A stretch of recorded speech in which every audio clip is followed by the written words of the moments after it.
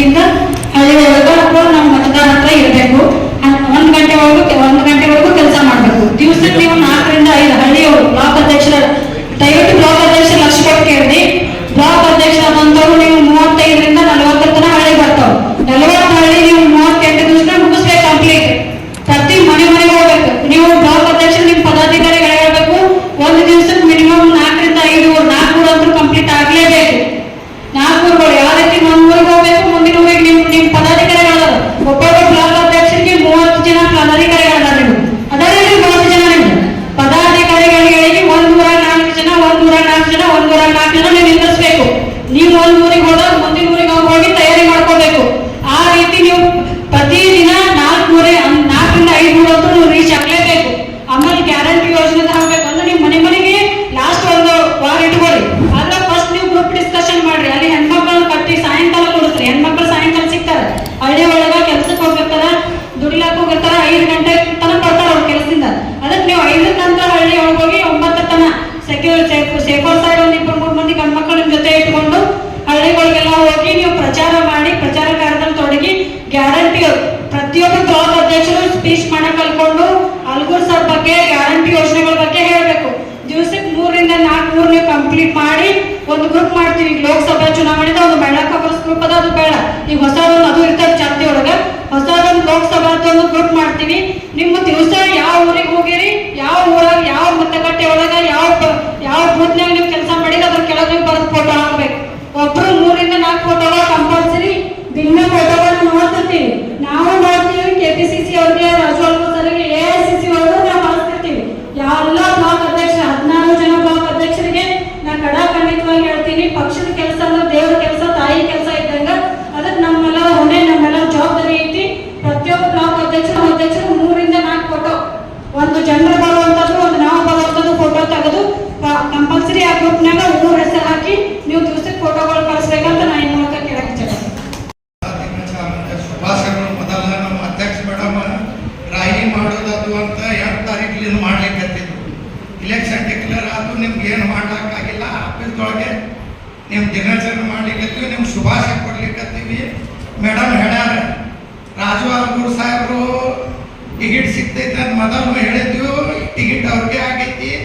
ನಮ್ಮ ಕೆಲಸ ಮನೆಗೆ ಹೋಗ್ಬೇಕು. ಅವ್ರು ಬ್ಯಾಲೆಟ್ ಪೇಪರ್ ಕೊಡ್ತಾರೆ.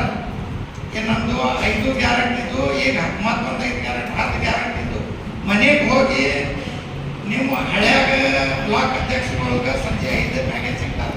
ಮುಂಜಾನೆ 8ರಿಂದ 1 ತನಕ ಯಾರು ಸಿಗಂಗಿಲ್ಲ. ನೀವು ಸಂಜೆಗೆ ಹೋಗಿ 8:30 9 ತನಕ ನೀವು ಮಾಡಿ. ರಾಜು ಅಲ್ಗೂರ್ ಸಾಹೇಬ್ ನಿಂತಿಲ್ಲ, ನೀವೇ ನಿಂತಿರೋದು ಮಾಡಬೇಕಿತ್ತು ಕೆಲಸ.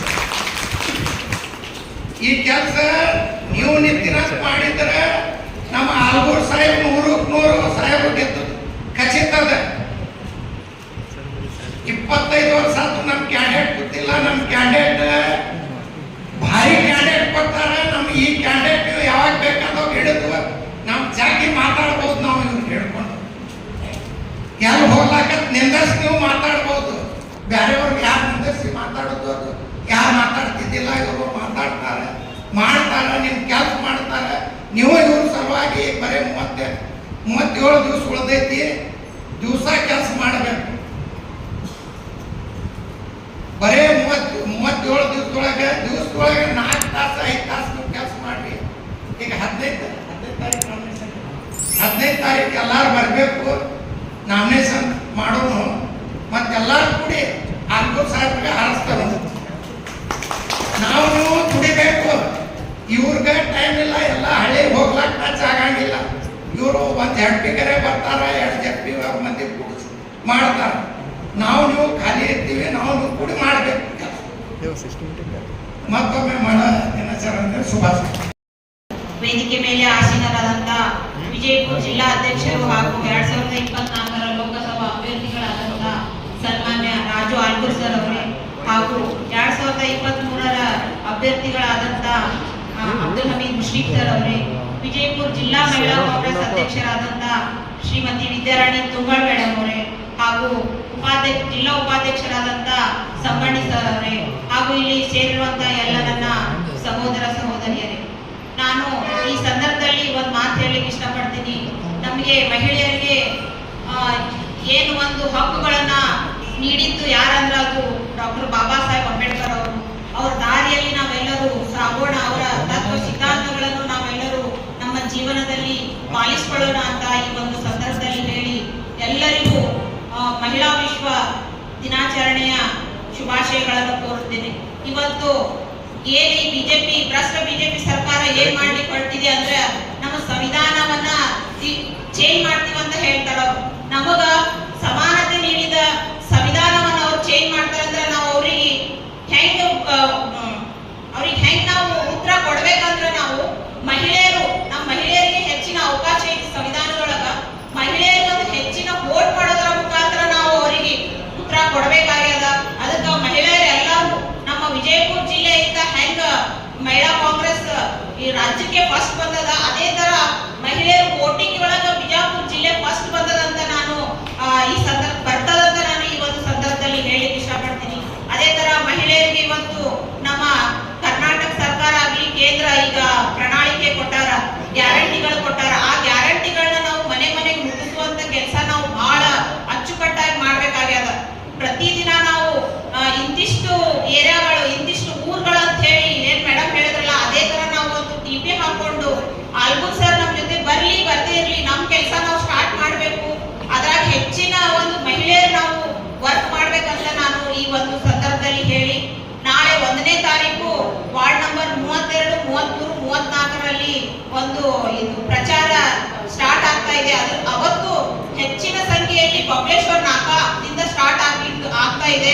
ಹೆಚ್ಚಿನ ಸಂಖ್ಯೆಯಲ್ಲಿ ಮಹಿಳೆಯರು ಬರ್ಬೇಕಂತ ನಾನು ಈ ಒಂದು ಸಂದರ್ಭದಲ್ಲಿ ಹೇಳಿ ಮತ್ತೊಮ್ಮೆ ತಮ್ಗೆಲ್ಲರಿಗೂ ಮಹಿಳಾ ವಿಶ್ವ ದಿನಾಚರಣೆ ಶುಭಾಶಯಗಳನ್ನ ಕೋರಿ ನನ್ನೊಂದೆರಡು ಮಾತು ಮುಗಿಸ್ತೀನಿ. ಜೈ ಹಿಂದ್, ಜೈ ವಿಶ್ವ ಮಹಿಳಾ ದಿನಾಚರಣೆ ಅದರ ಅಂಗವಾಗಿ ನಮ್ಮ ಜಿಲ್ಲಾ ಕಾಂಗ್ರೆಸ್ ಮಹಿಳಾ ಕಾರ್ಯಕರ್ತರು ಮತ್ತು ಅಧ್ಯಕ್ಷರು ಕೂಡ ಒಂದು ಸಭೆಯನ್ನು ಮಾಡಿದ್ರು.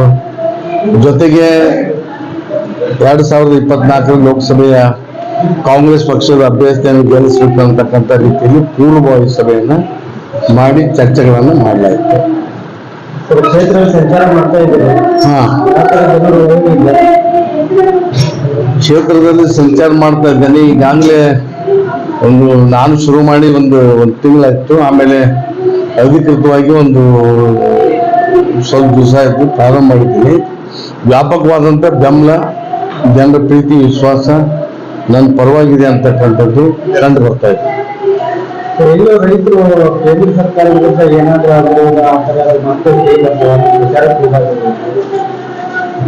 ಈಗ ರೈತರಿಗೆ ಬೆಂಬಲ ಬೆಲೆ ಸಿಗಬೇಕು ಅಂತಕ್ಕಂಥ ರೀತಿಯಲ್ಲಿ ಅನೇಕ ಹರಿಯಾಣ ಆಗಲಿ, ಪಂಜಾಬ್ ಆಗಲಿ ಅನೇಕ ರಾಜ್ಯದಲ್ಲಿ ಒತ್ತಾಯ ಇದೆ. ಅಂತ ಒತ್ತಾಯ ಕೂಡ ಸರ್ವೇ ಸಾಮಾನ್ಯ ನಮ್ಮ ಜಿಲ್ಲೆಯಲ್ಲಿ ಕೂಡ ರೈತರ ಒತ್ತಾಯ ಇದೆ, ಅದು ಸಿಗಬೇಕು ಅಂತೇಳಿ. ಈಗಾಗಲೇ ಕೇಂದ್ರ ಸರ್ಕಾರ ಅಧಿಕಾರ ಮಾಡಿದ್ರೆ ಬೆಂಬಲ ಬೆಲೆಯನ್ನ ಖಂಡಿತವಾಗಿ ನಾವು ಜಾರಿ ಮಾಡ್ತೇವೆ ಅಂತಕ್ಕಂಥ ರಾಜೀವ್ ಗಾಂಧಿ ಅವರು, ರಾಹುಲ್ ಗಾಂಧಿ ಅವರು ಕ್ಷಮಿಸಬೇಕು, ಅದನ್ನು ಒಪ್ಕೊಂಡಿದ್ದಾರೆ. ನಾನು ನಾಮಿನೇಷನ್ 15ನೇ ತಾರೀಕಿಗೆ ಕೊಡಬೇಕು ಅಂತ ಹೇಳಿ ನಮ್ಮ ಎಲ್ಲ ಶಾಸಕರು, ಮಾನ್ಯ ಮಂತ್ರಿಗಳು ಎಲ್ಲರೂ ಕೂಡ ಹೇಳಿದ್ದಾರೆ. 15ನೇ ತಾರೀಕಿಗೆ ಅಧಿಕೃತವಾಗಿ ನಾಮಿನೇಷನ್ ಸಲ್ಲಿಸ್ತೇನೆ. ಬರ್ತಾರೆ, ಮುಖ್ಯಮಂತ್ರಿಗಳು ಬರ್ತಾರೆ, ಅನೇಕ ಮಂತ್ರಿಗಳು ಕೂಡ ಬರ್ತಾ ಇದ್ದಾರೆ. ಕೇಂದ್ರದಿಂದ ಯಾರು ಬರ್ತಾರೆ ಅನ್ನೋದ್ರ ಬಗ್ಗೆ ಒಂದು ಮಾಹಿತಿ ನನಗಿಲ್ಲ. ನಮ್ಮ ಜಿಲ್ಲಾ ಉಸ್ತುವಾರಿ ಆಗಿರ್ತಕ್ಕಂಥ ಸನ್ಮಾನ್ಯ MB ಪಾಟೀಲ್ ಸಾಹೇಬರಿಗೆ ಮಾಹಿತಿ ಇದೆ, ನೀವು ಅವ್ರ ಬಳಿ ಆ ವಿಷಯನ ಕೇಳಬೇಕು. अದ್ರ ಬಗ್ಗೆ ನನಗೆ ಮಾಹಿತಿ ಇಲ್ಲ. सर, आपके जो अपोजिट कैंडिडेट है वो बता रहे हैं कि इस बार बीजापुर डिस्ट्रिक्ट से जो है कम से कम 1 वोट से ही क्यों ना हो इस बार जीत हासिल करेंगे, तो इस पर आप क्या है? देखिए, मैं 1 लाख से जीतने वाला हूँ, इतना मेरा आंसर है. और वो कह रहे हैं कि इस बार जो है केंद्र में उनकी, हाँ बोलिए. वो कह रहे हैं कि इस बार जो है केंद्र में उनकी 400 से ज्यादा सीटें हैं. वो अभी भ्रम में है. 400 सीट तो नहीं आने वाले हैं, 200 सीट भी नहीं आ सकते, मैं इतना कहता हूँ. आगे बंजारा समाज ನೋಡ್ರಿ, ಅವರ ಪ್ರತಿಕ್ರಿಯೆ ಬಗ್ಗೆ ನಾನು ಏನು ಹೇಳಲಿಕ್ಕೆ ಬಯಸೋದಿಲ್ಲ. ಆದರೆ ನನ್ನ ಅಭಿಪ್ರಾಯವನ್ನು ನೀವು ಕೇಳಿದ್ರೆ ಬಂಜಾರ ಸಮಾಜದ ಓಟ್ ನನಗೆ ಅಗತ್ಯ ಇದೆ. ಜೊತೆಗೆ ಎಲ್ಲ ಸಮುದಾಯಗಳ, ದೊಡ್ಡದಿರ್ಲಿ ಸಣ್ಣದಿರ್ಲಿ, ಎಲ್ಲ ಸಮುದಾಯಗಳ ಮತ ನನಗೆ ಅಗತ್ಯ ಇದೆ. ವಿಶೇಷವಾಗಿ ಬಂಜಾರ ಸಮಾಜ ಒಂದು 500 ತಾಂಡಗಳಿವೆ. 500 ತಾಂಡಗಳ ಎಲ್ಲರಿಗೂ ಕೂಡ ನಾನು ಅತ್ಯಂತ ನಮ್ರತೆಯಿಂದ ವಿನಂತಿಯನ್ನು ಮಾಡಿ, ಕೈ ಮುಗಿದು ಕಾಲಿಗೆ ಬಿದ್ದು ಪ್ರಾರ್ಥನೆ ಮಾಡಿ ನಾನು ಮತ ಕೊಡಿರೋದು ಅವ್ರಿಗೆಲ್ಲರೂ ಕೂಡ ಕೇಳ್ತಾ ಇದ್ದೀನಿ.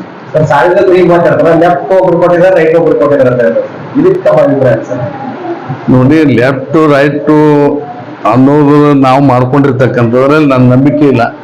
ನಾನು ಎಲ್ಲ ಬಡ ಜನರ ಪರವಾಗಿ ಕೆಲಸ ಮಾಡಿದಂಥ ಸಂಘಟನೆಯಿಂದ ಬಂದವನು. ನಾನು ಎಲ್ಲ ಬಡ ಜನರ ಧ್ವನಿಯಾಗಿ ಕೆಲಸ ಮಾಡಲಿಕ್ಕೆ ಬಯಸ್ತೇನೆ. ಸರ್, ರೆಸ್ಪಾನ್ಸ್ ಆಗಿ ಮೋದಿ ಅವ್ರ ಗಾಳಿ ಇದೆ ಸರ್. ಇಂಥದ್ರಲ್ಲಿ ತಮಗೀಗ ರೆಸ್ಪಾನ್ಸ್ ಹೇಗಾಗ್ತದೆ ಸರ್ ಮತದಾರರು? ನೋಡಿ, ನೀವು ಹೋಗ್ರಿ, ಯಾರು ಗಾಳಿ ಇರ್ತದೆ ಗೊತ್ತಾಗ್ತಾ ಇದೆ.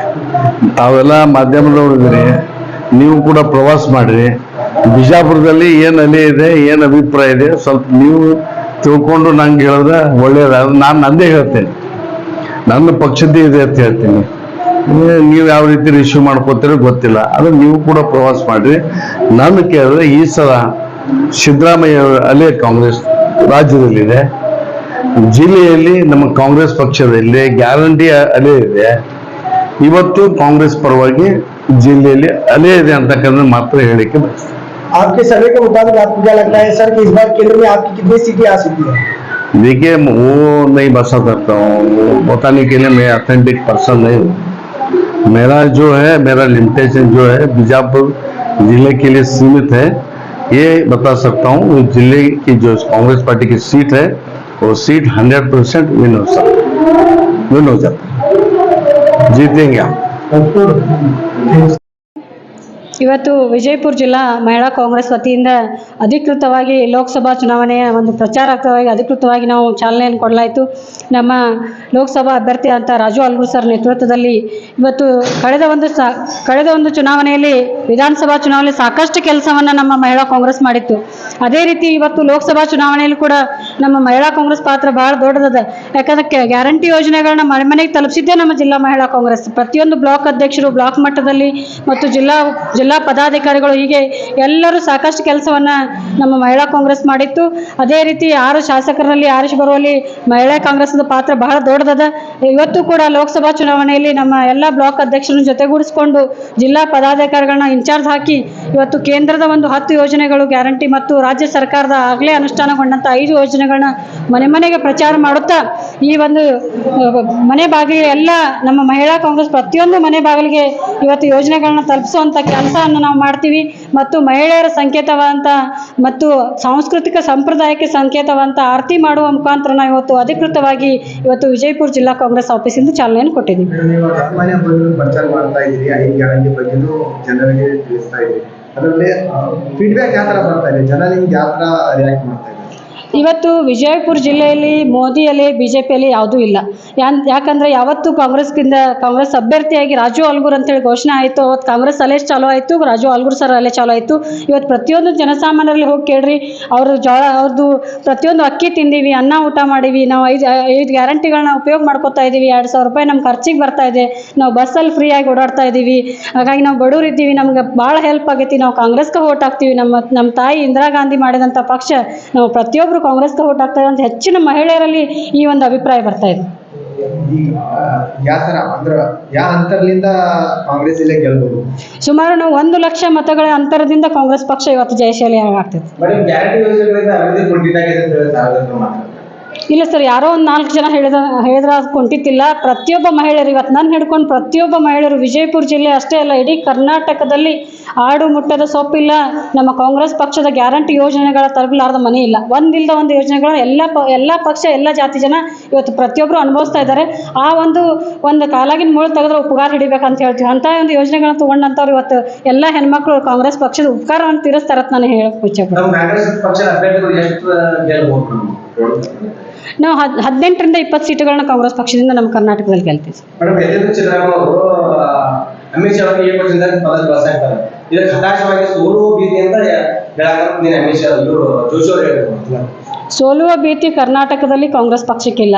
ಇನ್ನು ಕ್ವಶನ್ ಬಳಸೋದು ಏನೋ ಮಾತಾಡುವಾಗ ಹೆಚ್ಚು ಕಡಿಮೆ ಆಗಿರಬಹುದು, ಆದರೆ ಸೋಲುವ ಭೀತಿ ನಮ್ಗೆ ಯಾವತ್ತೂ ಕಳೆದ ವಿಧಾನಸಭೆಯಲ್ಲೂ ಇರಲಿಲ್ಲ. ಈ ಲೋಕಸಭೆಯಲ್ಲೂ ಕೂಡ ನಾವು ಅಷ್ಟೇ ಕಾನ್ಫಿಡೆಂಟ್ ಆಗಿದ್ದೀವಿ. ನಾವು 18ರಿಂದ 20 ಸೀಟುಗಳನ್ನ ಆರಾಮಾಗಿ ಗೆಲ್ತೀವಿ. ವಿಜಯಪುರ ಜಿಲ್ಲೆಯಂತೂ ಕಾಂಗ್ರೆಸ್ ಆಲ್ರೆಡಿ ಗೆದ್ದಂತಾಗಿದೆ. ವಿಜಯಪುರ ಬಿಜೆಪಿ ಅಭ್ಯರ್ಥಿ ಹೇಳ್ತಾ ಇದ್ದಾರೆ ಬಂಜಾರ ಸಮಾಜ ನನ್ನ ಜೊತೆನೇ ಇದೆ. ಕಾಂಗ್ರೆಸ್ ಪಕ್ಷದವರೇ ಬಂಜಾರ ಸಮಾಜದವರು ಸ್ಟೇಟ್ಮೆಂಟ್ ಕೊಟ್ಟಿದ್ದಾರೆ, ಬಂಜಾರ ಸಮಾಜ ಕಾಂಗ್ರೆಸ್ ಜೊತೆ ಇದೆ ಅಂತ ಹೇಳ್ತಾ ಇದ್ದಾರೆ.